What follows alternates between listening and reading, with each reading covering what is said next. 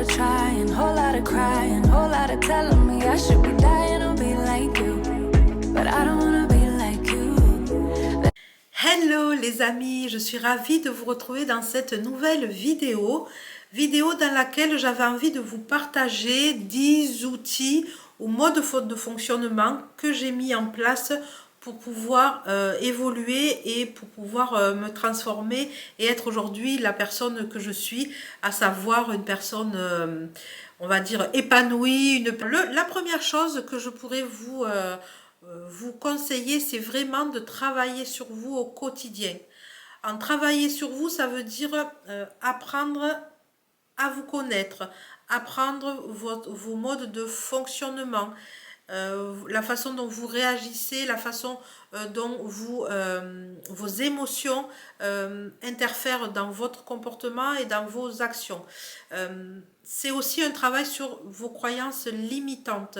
C'est la base pour toute transformation et toute évolution. C'est de partir à la base et donc de travailler sur les croyances limitantes. Deuxième petit conseil, c'est de vraiment apprendre à vous aimer.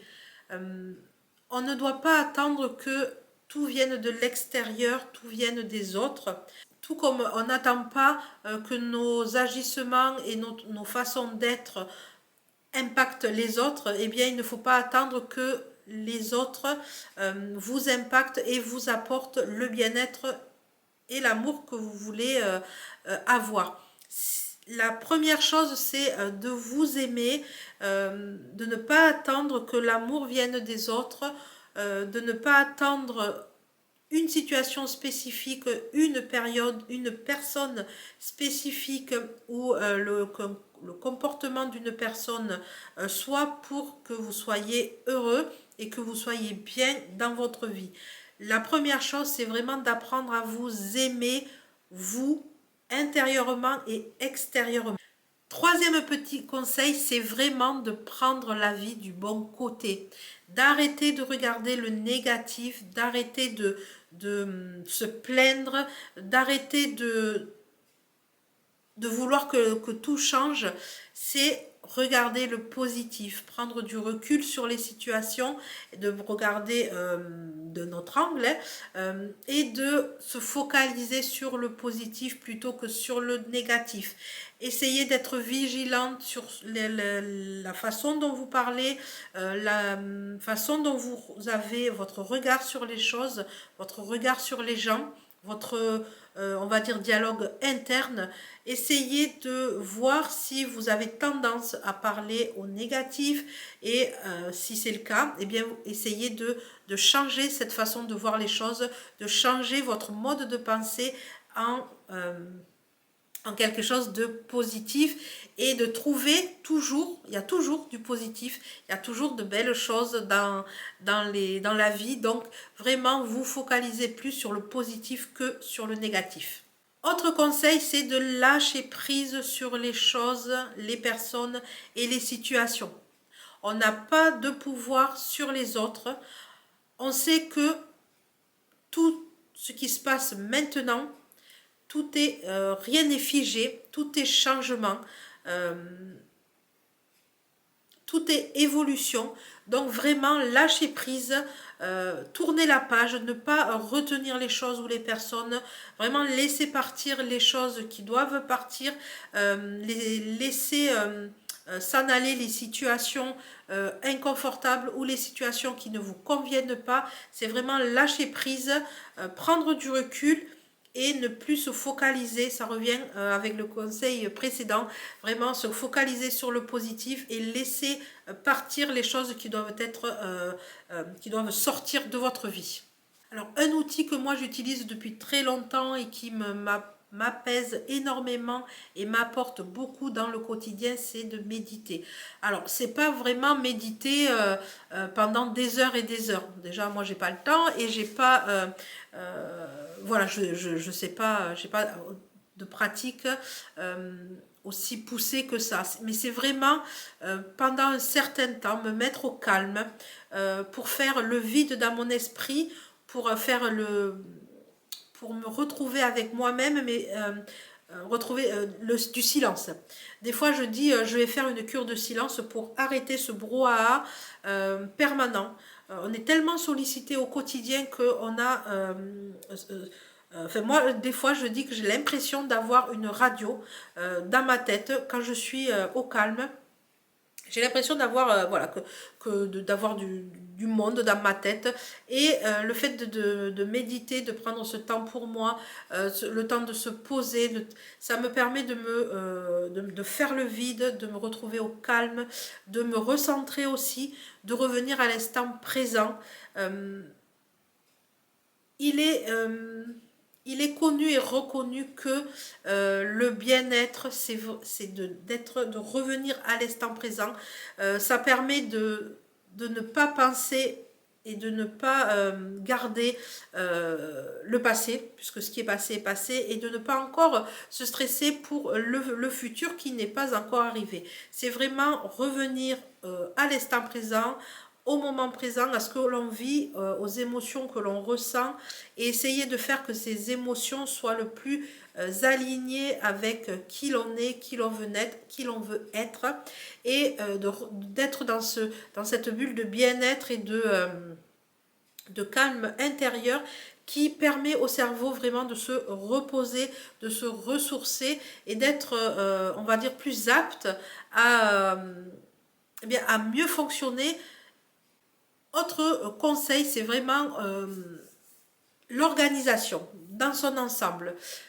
J'ai mis des choses en place pour pouvoir, on va dire, pour pouvoir faire baisser ma charge mentale, pour pouvoir baisser mon stress. J'ai mis en place des outils dans mon organisation. Alors, ce sont des choses très simples, très basiques. Alors, pour mes finances, moi j'ai fait, je fais mon budget tous les mois. Alors au début, c'est vrai que c'était un peu poussé, c'était un peu trop poussé, parce que ça me mettait plus dans un état de manque, un état d'esprit de manque. Et ça, c'est pas, voilà, c'est pas recommandé pour pouvoir avoir de l'abondance dans sa vie. Donc je fais mon budget, je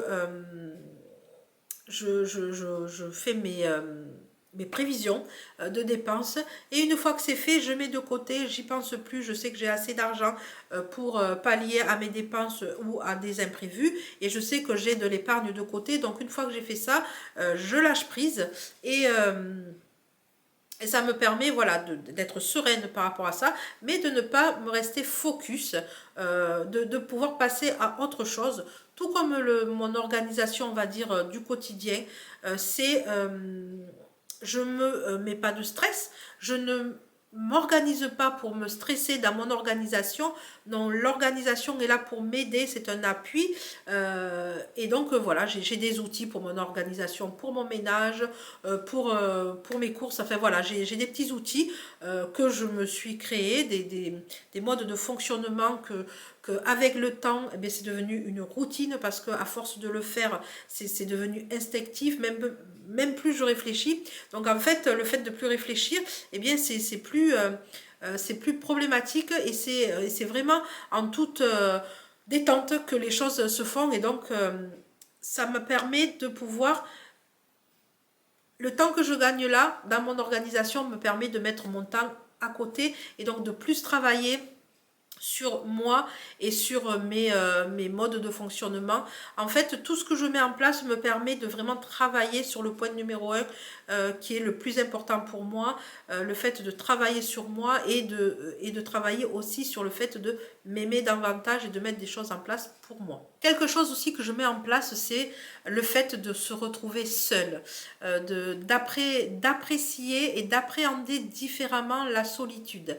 J'ai fait dernièrement une vidéo sur la solitude, parce que j'ai trouvé que c'était intéressant d'arrêter de regarder la solitude comme quelque chose de négatif, de vraiment prendre conscience des bienfaits que cela pouvait apporter.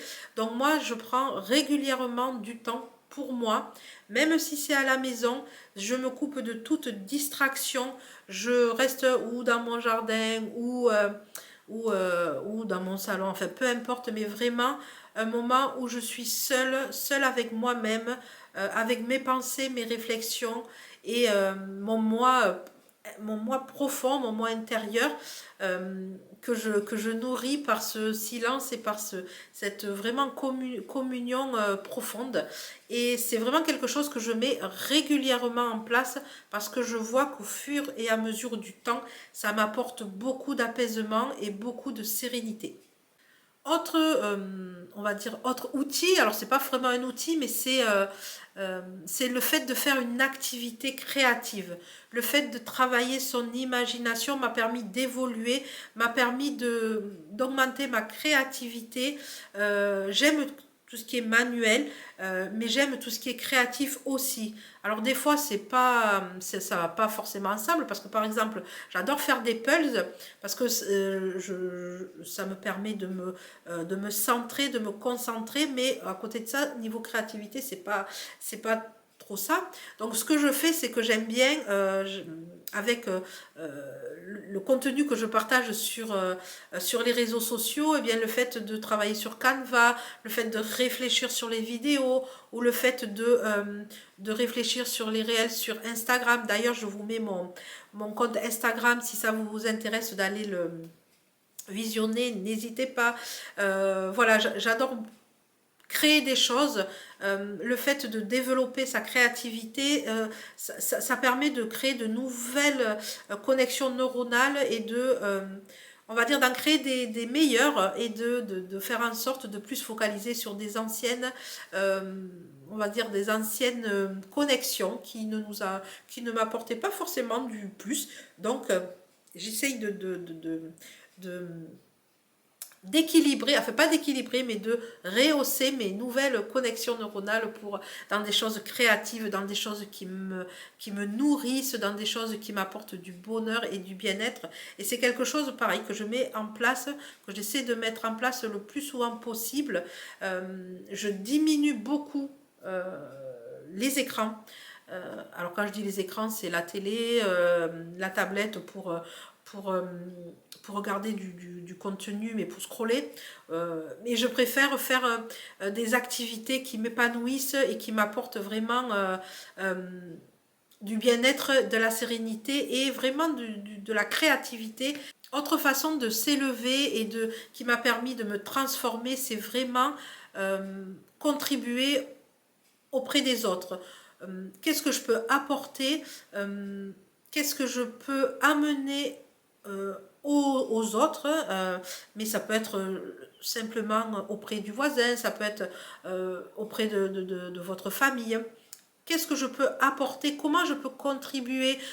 Je sais que moi personnellement, j'ai eu recours à des aides, du soutien, à des accompagnements, et j'avais envie, c'est aussi pour ça que j'ai créé cette chaîne, et tout ce que je mets autour, tout ce que je propose autour, j'essaye de contribuer à ma façon, à ma petite échelle, de contribuer auprès de vous, essayer d'apporter voilà, du positif, essayer d'apporter de la valeur par mon expérience, par les choses que j'ai pu apprendre. Voilà, c'est vraiment comment contribuer aux autres, et ça permet vraiment de prendre du recul aussi sur soi, de ne pas être focus sur soi, même si c'est bien d'être bien avec soi-même, mais c'est aussi bien de donner, et moi j'aime quand quand je sens que ce que je partage, ça apporte aux personnes, ça me nourrit, ça me nourrit. Alors l'ego, d'une certaine façon, oui, parce que c'est valorisant, mais ça nourrit vraiment moi personnellement, ça nourrit vraiment mon cœur, et c'est vraiment ce qui m'anime et ce qui m'apporte beaucoup de joie et de bonheur au quotidien. Donc trouvez votre façon de contribuer dans votre entourage, et essayez voilà, de partager ne serait-ce qu'une recette de cuisine à une collègue, ne serait-ce qu'un compliment, ça fait toujours plaisir, et ça élève vraiment notre niveau de gratitude pour ce qu'on a, de gratitude pour ce que l'on donne. C'est un sentiment c'est vraiment de la bienveillance et l'amour de lui-même. Autre, on va dire, mode de fonctionnement, c'est Alors ça, c'est propre à moi. C'est vraiment d'arrêter de me dénigrer. Et c'est me respecter et respecter mes valeurs que de être en accord avec ce que je suis, qui je suis, ce que je dis, les actions que je fais et arrêter arrêter de m'effacer en disant, en osant dire non quand on me demande quelque chose, en osant dire non quand j'ai pas envie de faire quelque chose. C'est vraiment se respecter et respecter mes valeurs que que d'oser être moi, que d'être moi, que d'incarner qui je suis et qui je veux être, que de poser les actions que je veux poser pour moi et pour mon chemin. Voilà, arrêtez de vivre pour les autres. Vous êtes la priorité, priorisez-vous. C'est quelque chose d'hyper important de vous mettre en premier, priorisez-vous. On peut considérer ça comme un outil de bien-être, comme un outil de développement, comme un outil de transformation vers la personne que vous voulez être. C'est quelque chose qu'il faut prendre conscience et ça viendra. Si vous y mettez petit à petit, c'est quelque chose qui viendra. Donc voilà pour cette vidéo. Je souhaiterais conclure vraiment en disant que personnellement, ce qui m'a vraiment aidé, pour résumer tout ça, c'est le fait de travailler sur moi, d'apprendre à me connaître parce que je ne me connaissais pas. Je vivais toujours au travers des autres, au travers du regard des autres. Je cherchais l'approbation des autres. Donc, vivez pour vous. Apprenez à vous connaître, comme ça vous arriverez mieux à appréhender les situations, à appréhender les personnes. Apprenez à vous aimer, faites les choses pour vous, pour que vous vous sentiez bien. Posez-vous la question quand vous avez quand vous devez faire quelque chose. Posez-vous la question, est-ce que ça va me faire du bien? Est-ce que de voir cette personne, ça va me faire du bien? Est-ce que c'est ce que j'ai envie de vivre? Est-ce que cette action, est-ce que c'est quelque chose qui m'apporte, qui me nourrit? On peut faire des choses qui ne nous nourrissent pas, mais si à côté on est épanoui et on est d'accord avec nous, il n'y a pas de souci. Moi, je fais un travail qui ne m'épanouit pas forcément dans tous les domaines, mais j'essaye d'en retirer le meilleur. Et à côté, quand je sors de mon travail, c'est on va dire, ma vraie vie qui commence. Je m'épanouis à l'extérieur. C'est un travail sur soi et j'avais vraiment à cœur de vous partager ces outils qui m'ont permis moi d'évoluer, d'être positive, et le fait d'être positif au quotidien, tous les jours, de me répéter des affirmations positives, de faire des choses qui me font du bien, et bien petit à petit ça s'ancre, ça devient des croyances, on va dire, positives qui s'ancrent, qui prennent la place de croyances négatives, de croyances limitantes. C'est vraiment un travail au quotidien.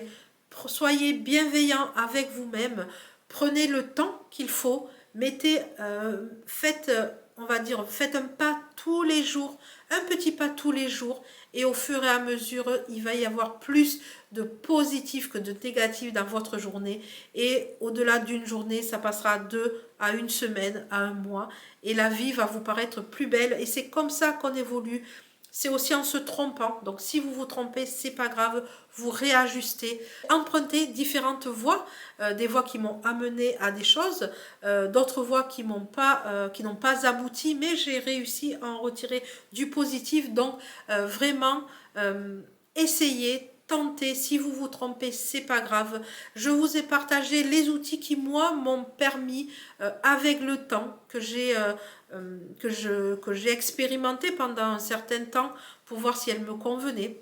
Donc là, c'est des choses que j'ai mis en place au quotidien depuis quelques mois et qui me permettent, j'avoue, d'être bien dans mes baskets, d'être bien dans ma tête, bien dans mon corps et bien dans ma vie. Et ça me permet d'oser faire des choses, ça me permet vraiment d'appréhender la vie différemment et c'est tout ce que je vous souhaite. Donc voilà, j'espère que cette vidéo vous aura plu.